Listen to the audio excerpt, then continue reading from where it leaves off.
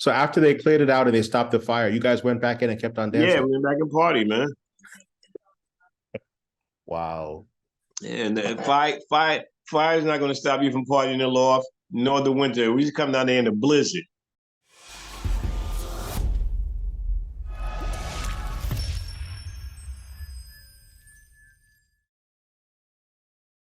So today is Monday, October 16th, 2023. Who are we speaking with? James E. Merritt Jr., a.k.a. Maboya Dancer. Oh, tell us about Maboya dancers.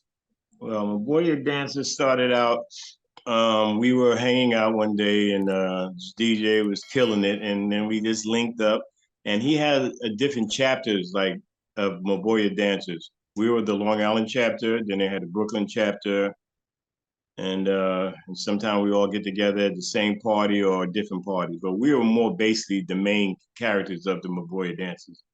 You know, we had a few followers. Few people say they're Maboya dancers, but you know how when you start hanging out groupies, they want to claim the fame. You know what I mean? Exactly. Where did you guys meet? And what does Maboya mean? On this club called Wisco Disco on Eastern Parkway in Brooklyn. Okay. And then what does Maboya mean? Maboya means king in Africa. Gotcha. What does the loft mean to you?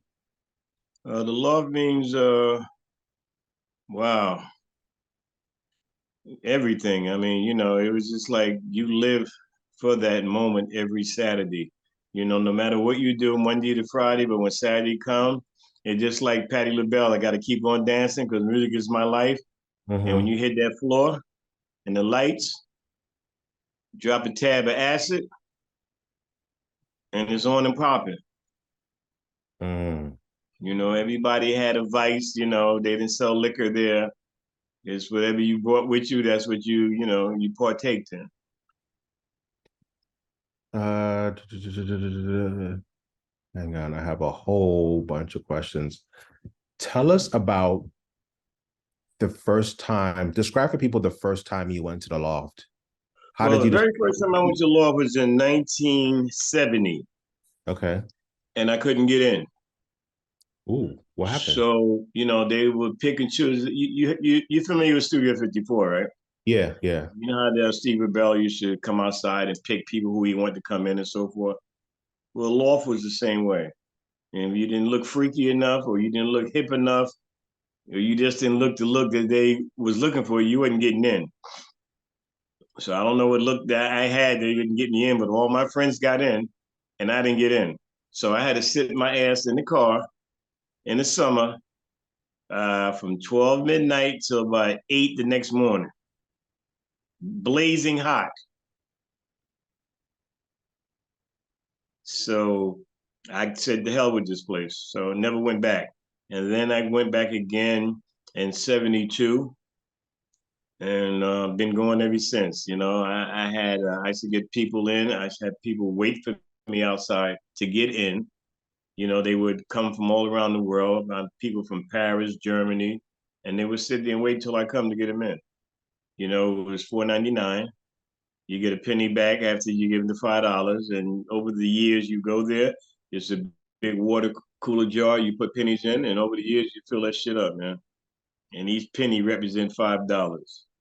Um, we also did shows for David, which never got off the ground, but we are supposed to been anticipating on doing record pool parties for him. And we should go there in rehearsals. So there came a point I was in the loft 7 days a week, Wow. you know, just hanging out, you know, doing various things there, you know. It was just like a home, man. Yeah, it was actually his home. You know, sad. It's bad that he didn't buy the building when he had the chance to. He lived upstairs, maybe on the fifth floor, I believe, and he would come down in the elevator. You know, like Prince had his elevator in his house, Mm-hmm. and he would come down to the club, and then he'd get it cracking. He used to be up in the air, and then he trans down to the floor. So I guess he wanted to feel the people. So then he just put it right there on the second floor, and he did that up until it closed. And now it's a clothing store And I went in there a couple of years ago, and this lady told me, she said, everybody comes here and they walk around the place and then they walk out. And she never knew what was going on. So then I told her, I said, this used to be the hottest club in Manhattan at one time. And she said, oh, I didn't know that. They also cut a big hole in the middle of the dance floor, the new owners, and they got a spiral stairs going down, which they already had staircase anyway. So I don't know why they cut a hole in the floor, but to each his own. It's your building. You do whatever you want to do, right? Mm, wow. Describe the loft for someone that's never experienced it. Yeah, you can't, man. You have to be there, man. You can't. You can talk about the Loft to people till you blue in the face. You have to be there to experience it, man. Because every day was like it was different. You come down there. Sometimes David would paint the place of different colors. Like downstairs on the first floor, like checkerboards on the wall. Upstairs was red. They did that when they had the cast from Car Wash came there to perform, so they painted the place all over just for them. That record, It's All Over My Face by Loose Joint. That was recorded live in the Loft. What? That record that you heard, it was recorded live in the Loft. Wow. Wow. I mean, all types of. I met Raymond St. Jacques in there one time. He came in, walked around here on his long dookie fur fox coat. He came in, perused the place, and then he just walked out. Tell people who that is. Raymond St. Jacques was the guy that played in Cotton Come to Harlem with Garfield Cambridge. Mm-hmm. He was an actor. Mm-hmm. You're familiar with him, right? Yeah. I know, but I want you to tell the audience Oh exactly. yeah. He was a big time actor. Mm-hmm. What initially drew you to the loft? The music, uh, the Latin women. But they had some hotties in there, boy. Mm. Basically, the Loft transformed to almost a straight club. It was a gay club. And over a period of time, man, everybody started coming, and it was just like they ran all the gay guys out. It was just it turned into the heterosexual club. Mm. So they all gravitated to the Paradise Garage. But you still had gays still come there, but basically it was a gay club. Got you. I got you. And then how often would you go to the loft? Every Saturday for 20, 20 years or more straight. Didn't miss a beat. So no matter what you were doing, Saturday night, you made sure Saturday night I was there. not the And garage, not I would not get the there. I studio. would get there at midnight, and I would leave probably 4 in the afternoon. Dance all night, and then sometime we would leave like maybe 3 in the afternoon. Go to the Greasy Spoon, which is around the corner, a restaurant that we call the Greasy Spoon. We would eat breakfast, go get some beer and shit, and come back in and still party. And then once we left there at 4 in the afternoon, then we go to Washington Square Park and we would dance there till 11 o'clock at night. Wow. And then I go home to Long Island and I sleep for 3 days without waking up. Wow. My sister thought I was dead. She was coming to the room to check on me. But I Wow. was, you're so drained, man. Yeah. But it was fun though. I used to take my son down there. He used to hang out when he was a little kid. He's 47 now. Wow. Wow. I'm sure he has stories to tell. Oh Go ahead. yeah, we was Yeah. just talking about that last night, me and him. Yeah, my wife had cooked dinner for him. So he What was kept talking. you what kept you going back to the loft? And the music, the vibe. It was just a vibe, man. It was a family vibe. Everybody, cared about each other. It was like a family, and it was all different nationalities, and it didn't matter because we was all one. You know what I mean? I go down there. I would put baby powder on the floor to dance. There's people that go around claiming that they're the baby powder king. I started baby powder. Everywhere you seen people dancing with baby powder, that came from me. And how it came from me, I went to Howard Davis gym one day out in Long Island, and I bought a pair of boxing shoes. And I thought they would be cool to dance in other than dancing in Caprizios or my two-tone gangster shoes. So when I brought them and I got on the floor, and it felt like I was dancing with suction cups. So I said, this ain't gonna work. So I took a leather jacket to the shoe shop, had them cut out the bottom of the shoe and sew it on there. And then I went back to the club with baby powder. And if you can't dance on baby powder, you will bust your ass. I've seen people bust their ass, you know, but you got to be able to glide and slide, you know. And then it got to the point I didn't even bring baby powder anymore because everybody in Mama was bringing it. Johnson and Johnson, the big Dookie one, you know. You walk in the club downstairs, the whole place smelled like a spanking baby's booty down there. Yeah, but it was fun, man. You know, I used to come there, we should get real fly, and then I'm changing to your dance clothes, drawstrings, you know, matching feathers to your pants.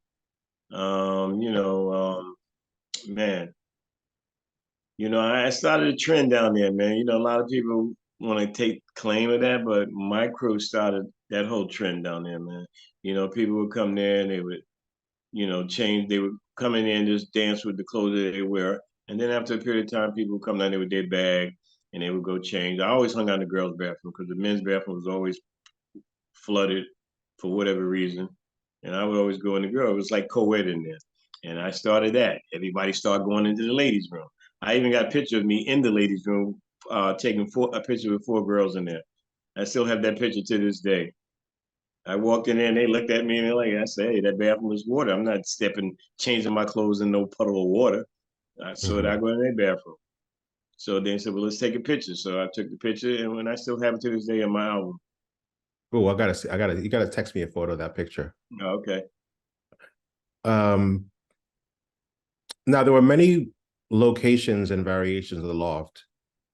The one you started at was at 99 Prince Street. Both. Broadway and Bleecker is the one I couldn't get in. Got you. And then 99 and Prince Street, that was my home. Got it. That was my home. Explain to people the difference between upstairs and downstairs at the loft. Well, downstairs, you go down there to mingle, chit chat. You know, you hang out down there until like maybe 6 in the morning. Then you go upstairs. You know, you get the wannabes, and after they peel off, then you know the real people go upstairs and tear it up. You know, downstairs is just a meet and greet. You know, I I met somebody there one time. They came to the loft and they hung out downstairs for hours. They never even knew it was the upstairs. It was Wow. so funny. I said, no, there's an upstairs. They said, you kidding me? They said, I've been down here for 5 hours. And they thought that was just it. I said, no, there's an upstairs as well. I never forget one of my friends used to dance with us when he was younger. He got shot and he was paralyzed. So, you know, I brought him to the loft and, you know, my other friends, they would, when he wanted to go upstairs, they would carry his wheelchair upstairs. If he wanted to come back down, they would carry it downstairs as well. Mm-hmm. You know, it was really sad that he got shot, man. But you know, he still won the party. You know, he a little pop wheelie in his chair. He only came there maybe a couple of times, but you know, some of the big herky dirt guys of my friends there who were there, they carried him upstairs, and that was nice of them. Describe the loft's unique atmosphere. Oh my God, the atmosphere would be. Sometime there was a guy named Eddie that used to work there. He used to walk around with a bunny costume on, with a big goblet of eggnog, which you sip, get get fucked up off of it. You got. I remember I seen this guy come down there, and it was so weird because he was gay. Nothing to take away from gay people. He had on a priest outfit, and he had a Bible in his hand. And then he's walking and he's switching, and it was just like, yo, the people and the characters in there would just blow your mind, man. You know, all type of stuff like that would go on in there. You know, one time this guy was so dusted up in there, they had somebody say, "Yo, put him in a cab and just put his ass in the cab and send him on his way." I don't know where he wind up at, but they got him out of there. So, but it was a warm, really warm feeling. It was family. It was a family orientated type of atmosphere there, man. You know, everybody respect each other. There was no fighting. You know, and if you ever fought in there, you could never come back in there ever again. So there was never no violence in there. It was just all love and peace in there. You know, you couldn't wait to get there. And then some people get their little outfits together all week. They go to thrift shops, find different outfits to wear there. So you come down there, you can be looking, unique, looking different from everybody else. But then after a while, everybody stopped morphing into each other with the drawstring baggy pants, capezios, you know, stuff like that. Talk to us about the music at the Loft. What kind of music Music, did he play? the music in the loft was the unique part of the music because if it did, by the time it got to the radio, it was already a classic to us. And Mm, some of the records that they played in there, we didn't get to the radio until maybe 3 or 4 years later. And then when you hear it on the radio, people are like, "Oh yeah," I said, "No, this record is old, man. We partied to that years ago." And David also he was the president of the record pool. All the DJs in Manhattan had to come to him to get records. mm, And that was like, I think on a Wednesday, you would come down there to get records. mm-hmm. And then when the record pool closed, he had all these records and he told me I could have all of it. It was millions and millions of records. So what Wow. I so what I used to do, I should bring different people there in cars and vans, station wagon. They would load up their cars and vans with records for free. You gave them Mm-hmm. away. And Wow. and and I did that for a couple of weeks, and still you couldn't get all those records out of there. He wound up throwing them all away. What people didn't take because everybody would come there. I mean, lined up. You coming in there, man? People was lining up getting records out of there. I don't know Wow. why the record. And then Larry Levan took over the record cool company. So then Larry had it over there on King Street. Got you. Let's talk about the Loft, and you talked about a lot about it being a family. A, why was that important? And then B, how did David Mancuso cultivate that? I don't know. He was like the Pied Piper. He was a maestro. You play good music, people come back. Mm-hmm. And he had a good heart. Mm-hmm.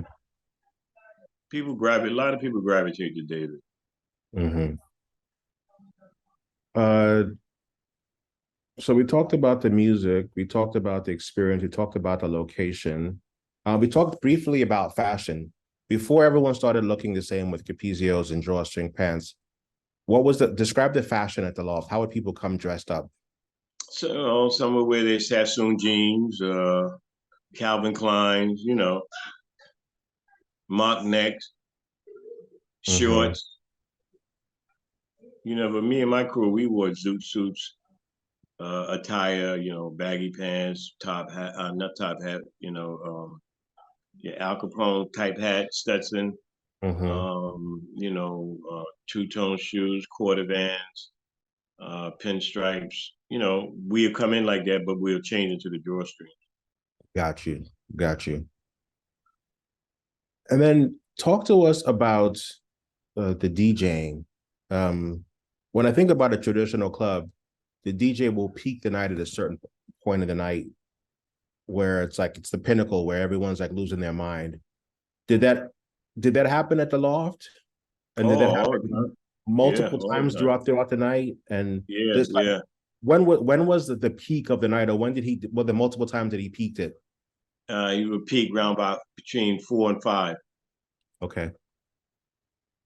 Yeah, you would tear it down. What do you mean by tear it down?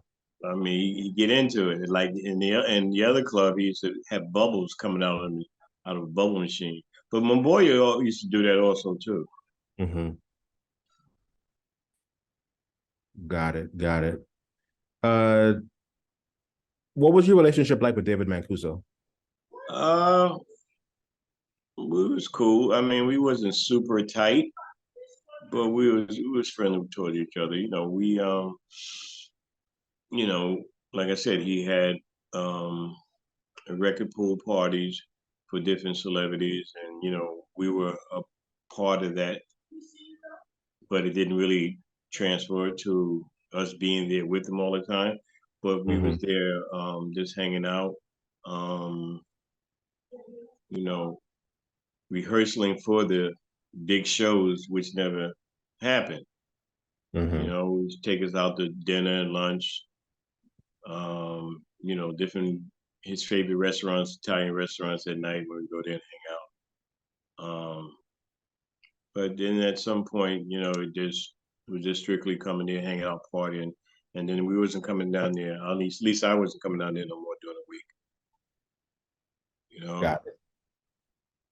but it was funny. He would always put on one of his records that I love, "The Glow of Love" by Luther? Luther Vandross. Mm-hmm.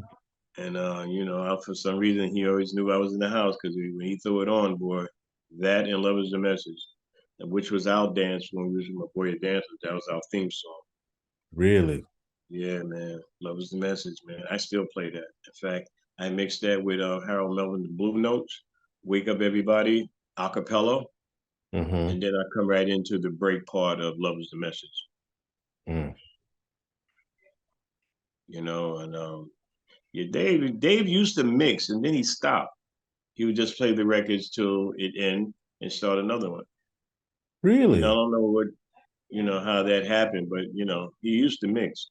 And some people said David never mixed, but I said, you haven't been going to the law long enough to know that. David used to mix. She mixed his ass off. But Mm. then at some point he just stopped. He would just play one record to another. And then, and everybody dug it, because every time one stopped, the next record was fiercer than the last one. So Mm. when you got music pumping like that, you don't have to mix. The music speaks for itself, and that's what he did in the end. And then he moved from Princeton Mercer to Alphabet City, a movie theater he got. They dug it up. He went there to help clean up, help him move stuff over there. And then that was the last law. And then he started just before he transitioned. He would throw parties every couple of months in different locations. Mm-hmm. Tell us how you got the name Junebug. I ate an ant when I was a kid. And So then my sister told my mother I ate a June bug. So that name stuck with me. So people call me that, and people, only my family members call me that or close friends. And I really don't like that name. Be got honest with you. got It's you. like a country name, and I'm not from the South. I got you. So you were born and raised in New York? Yep, I Long got you. Island. And then you also go by the name King James. How'd you get that name? Well, King James is I snatched it from the Bible, being that my name is James, and then I use it, my DJ handle, King James. I had it written on one of my motorcycles on the fender, and this guy said, "That's LeBron's name." I said, "No, that's my name." And I Mm-hmm. said, "Take it further. It's my father's name. It's my son's name." And I said, "Plus, I'm older than LeBron James." I had it before he did. Mm. So everyone that I talked to from the Loft says that you were the one to watch dancing wise. Oh yeah, when I get on the floor back in the days when I'm on the dance floor, it's just me on the dance floor. Yeah, I don't know if I intimidated people because I was so loose. Used to call me. I had various names: Rubber Band Man, or Man Without a Bones, or Spineless Man. All kind of names people gave me. But yeah, I used to get it in, man. When did you start dancing? And how did you learn I've to dance? been dancing that all my life as a child. Even when we used to have family functions, me and my cousin, we should dance to Michael Jackson. We used to do the jitterbug dance and crack everybody up in the house. Well, we always danced. Always was music. My family, my father, my mother, always had big stereos. You remember the floor model stereos, the Magnavox. Yeah. So I was always into music. My son is the same way. He used to sleep with a speaker near his crib, and if I turn it off, he would wake up. But if it's blasting and thumping, he'll sleep right through it. As soon as you cut it off, he would wake up. And my friends would say, "How the hell did he sleep with that music?" I said, "Well, I don't know." But Wow. if you turn it off, he would wake up. So tell us about the basement at the Loft. What was that like? The basement? Yeah. Somebody told me to ask you about the basement and the dancers down in the No, basement. that was a sub basement. No one ever went down there. Okay. Yeah, that So I was guess sub I guess basement. I guess they meant downstairs then, maybe. Yeah, yeah, yeah. Yeah, because there was a sub basement underneath there, which is like a storage area. Okay, so no one that went down there. Yeah, no. Tell us about some of the other people that were dancers at the time. Tell us about Juice and Flame. Flame was our rival when we were kids.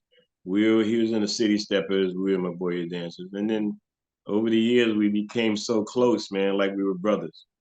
And he passed away, and it's excuse me, it still feels sad that he's gone. He was a good dude, man. He had a kidney transplant. He was getting his life back. He was getting back in the swing of things, and then he caught COVID and died. Juice and me been friends since we were 12 years old, and now we're not even friends anymore. Really? Yeah. What happened? I don't know. He decided one day he didn't want to be my friend anymore. He said he don't no longer associate with people he can no longer relate to. He didn't tell me that, but he told somebody else that. We've been friends since we were 12 years old. Our kids even hung out with each other. So, it bothered me, because, I love him like a brother. I used to reach out and call. He would never call back. So I just took the number out my phone and sort of keep myself from calling. And he would call other people. In fact, one time Flame told me he just got off the phone with him. One day I called Flame up. So I still love him for whatever reason. That's his choice.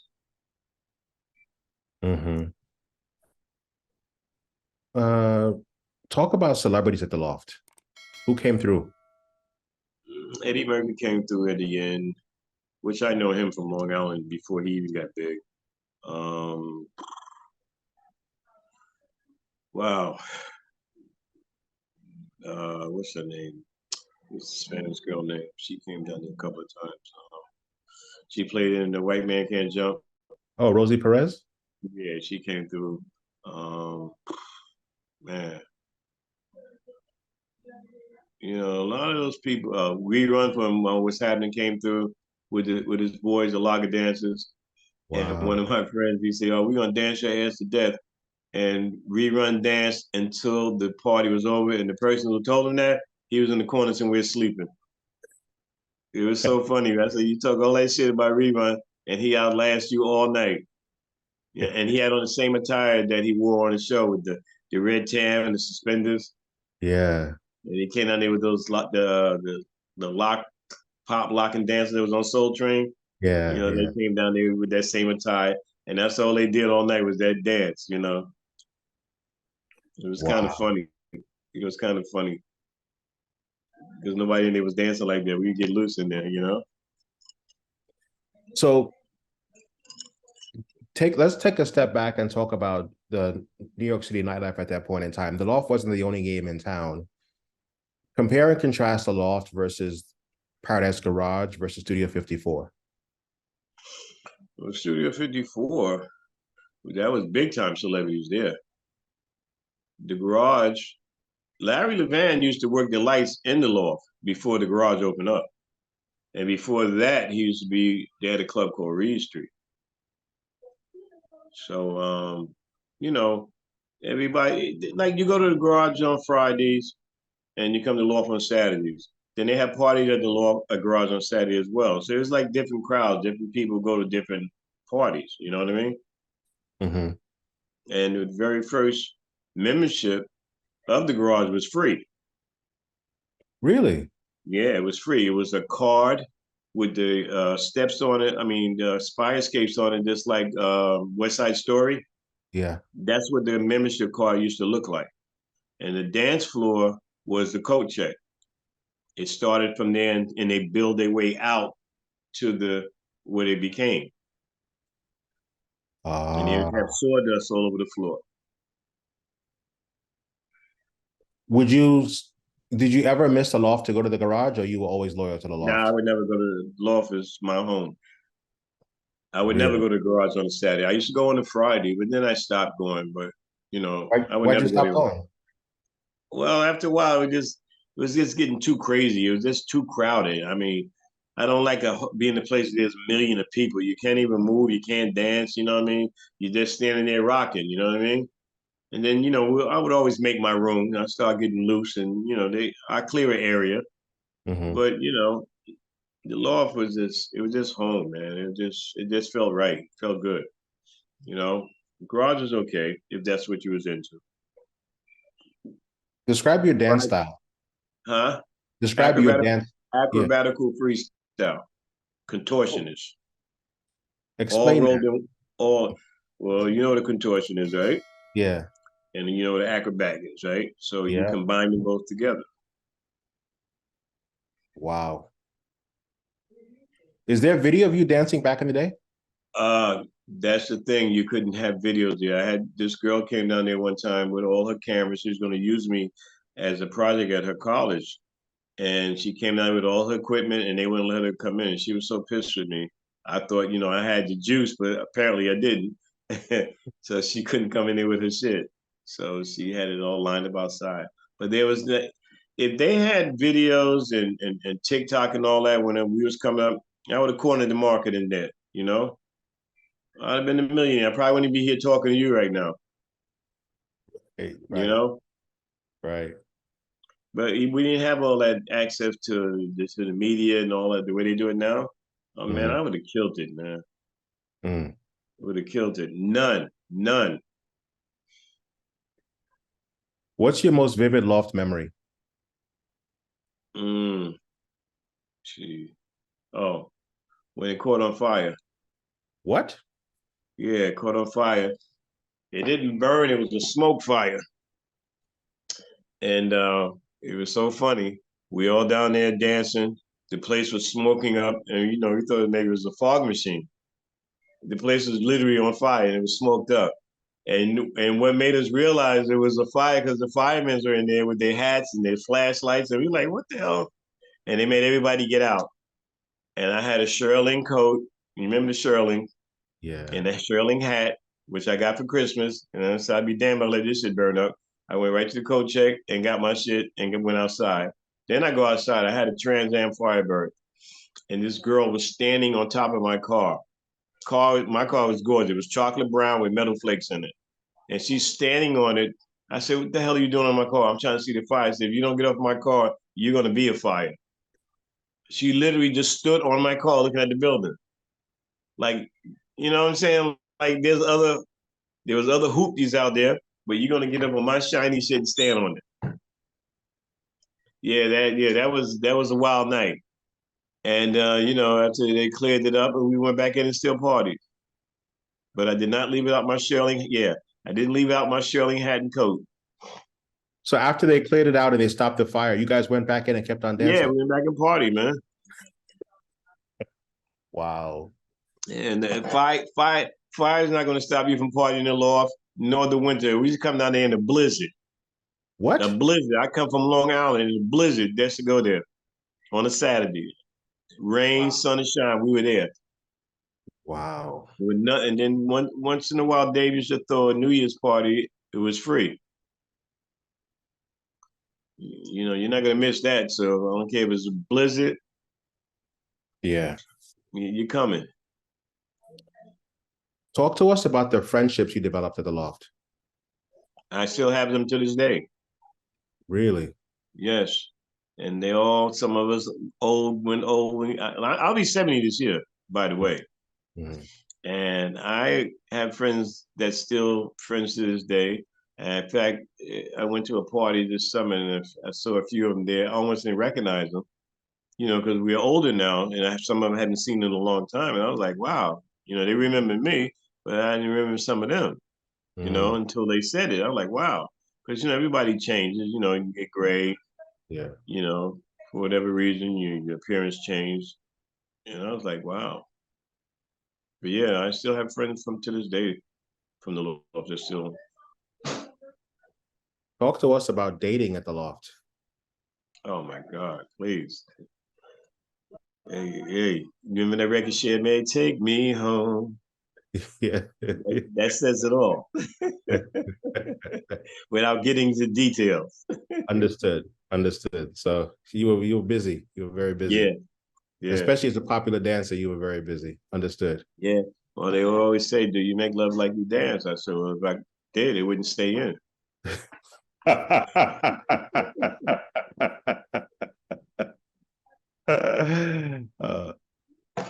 All right. The Loft is known for its legendary sound. Describe that sound system at the Loft. Oh, Cliff Sean speakers. Do you know when Dave passed away, there's a guy named Doug. I believe Dave's family gave him that sound system. Wow.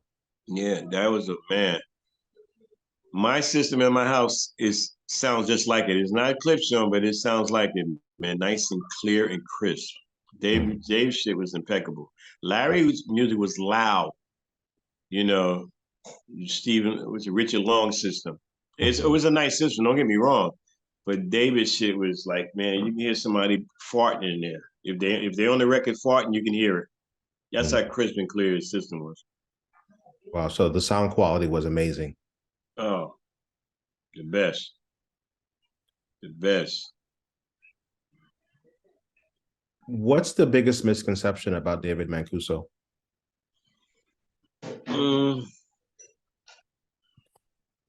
I don't know.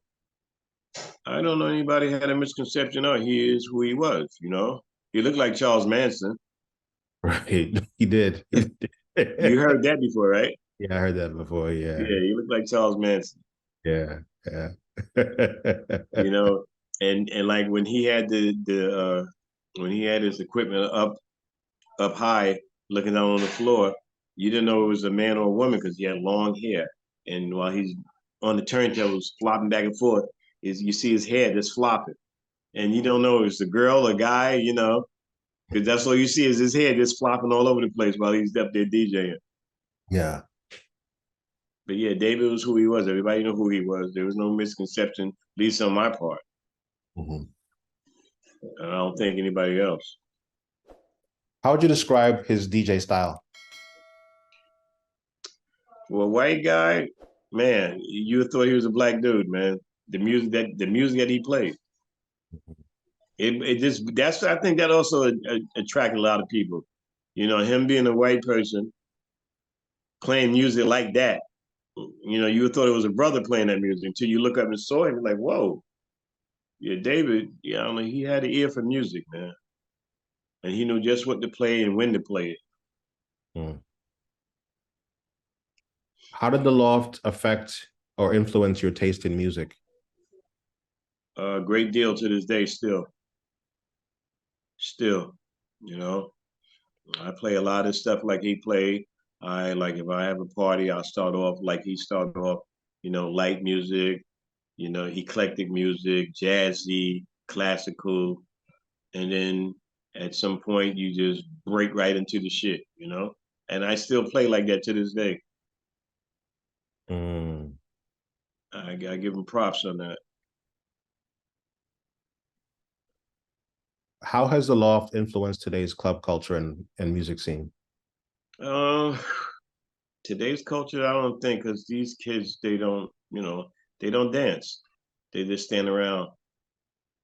And, you know, I don't see anything ever like that to this day, anywhere I go, you know. And I don't like going out really too much anymore because it takes a lot to wow me, you know what I mean?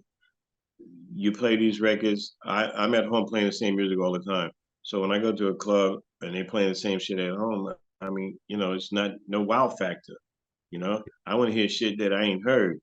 That's gonna move me, and I don't see that anymore. You know, everybody just piggyback off each other with the same style, the same style of music. No, that was my next question. Is like, after going to the Loft, is going out fun for you anymore? Because that was like, Love spoiled me. really, Yeah, there's nothing compared to that scene or the music. No.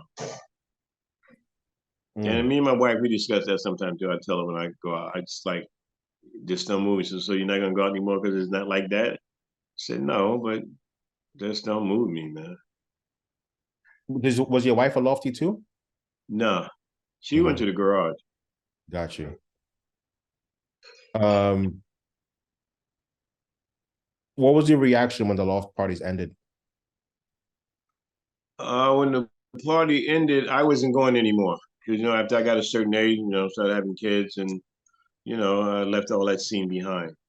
Louis and them all, they still party. I don't do that anymore. I just play my music and just chill. Mm-hmm. I'm not even really into that whole scene anymore. Mm. Who'd have thought, right? I know that was such a major part of your life, and then it's just like Exactly. cold turkey. Yeah. Yeah, that's just what I did. Wow.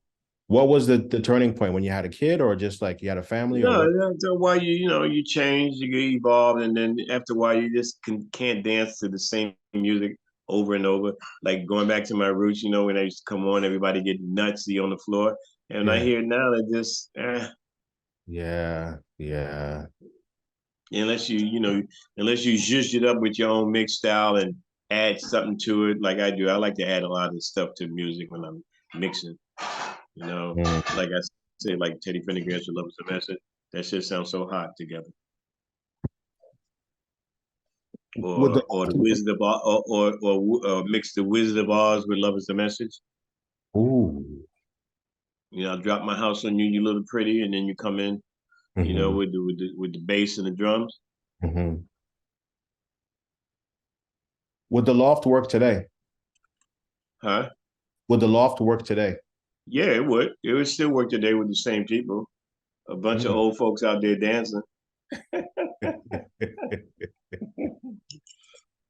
And then when you watch your kids down, your kids like some of our kids, they like it too. So it would still be all right. That next generation of our kids, they still like it. That's my next question is what advice do you have for the next generation of club goers, club kids? They different, man. They just don't do the same thing that we did, man. They just I can't even give them advice because they're not there. They're not into that. They ain't into that. Mm-hmm. They call it old school or call you OG. Mm-hmm. They're not with it. Yeah. What do you want your loft legacy to be? I came, I saw, and I conquered. Mm. Mm.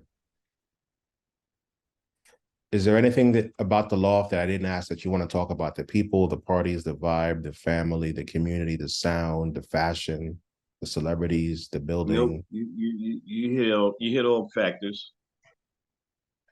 Talk to us. I actually have another question. Talk to us about the loft as a haven or safe space for Black and brown people during that 70s era of New York of crime, racism. How important was a loft as a social node for people to come together? And what Well, role did it play? uh, it was a safe haven. No one bothered you. Um, they didn't judge you for who you were or what you did, or how you look or how you danced. It was just all love. You Mm-hmm. know, your gays was accepted, the lesbians was accepted, the black, the white, a few Asians. Mm-hmm. It was just one. Everybody was one. They didn't look at you for if you was this different race. You know what I mean? You Mm-hmm. were just a family hanging out partying. You Mm-hmm. know, you would throw Thanksgiving parties, and come down there with cook dinner. And, certain people, not everybody, but a few, was able to come there and partake in Thanksgiving dinner with David. Me being one. Mm-hmm. Everybody didn't get that opportunity, but he did that. Mm-hmm. But like I said, it was a gay club, and then it turned heterosexual over a period of time, Right. Right. And then which was all yeah. which was weird Mm. How because it so? was it was a gay club. Yeah, it was a gay club. Yeah. It was a gay club from the gate, Mm-hmm. and then it just morphed into a heterosexual club. Now, how did you hear about the loft the first time when you didn't get in? Like, how did you know about it? Like, how did it come on your radar? Another friend of mine from Long Island used to go there, Mhm. and he told us about it. And in fact, we went there with him, Really? and they got in. He was a flaming queen, so I guess I wasn't. I didn't look. I mean, I'm not gay, but I guess I didn't look the part, so I couldn't get in. Right. You know. but he was definitely a flaming queen. And then also talk to us about, was there a crew of dancers from Long Island? Because it's like there's Loose. Was there like a Long Island dance community, or was this just a loft thing? No, well, they were a part of our crew with the Maboya dancers, Got it. and then they came. Some of them start coming to the Loft in the garage. But Got it you. was just, it was like 25 of us actually. Damn. Yeah. And we had, like I said, different chapters. We had some people from Wine Dance, Babylon, girls, guys. We used to hang out at Delphi University and party there. It was a party at Stony Brook. And yeah, this Pied Piper type, they followed us everywhere we went. Wow. Yeah. Yeah, I remember one girl told me, she said her night wasn't complete until she see me dance. And I was like, wow, really? I had someone in the Loft, they were dancing on Broadway. And they told me, they said, after our show, we heard a rush to get to the Loft to watch you dance. And then that shit blew my mind. I mean, y'all dancing on Broadway and you rushing to the club just to watch me dance. I was like, yeah, that was an honor to hear that. Wow. Yeah, these cats was on Broadway making big money, and they tell me they was arguing and said, "Hurry up, let's try to get you closer so we can watch James dance."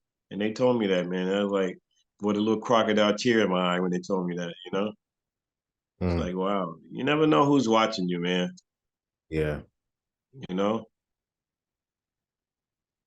But that was nice to hear that. That's great. Yeah. Well, thank you so much for your time. I appreciate it. Have a good Take day. care. All right, peace.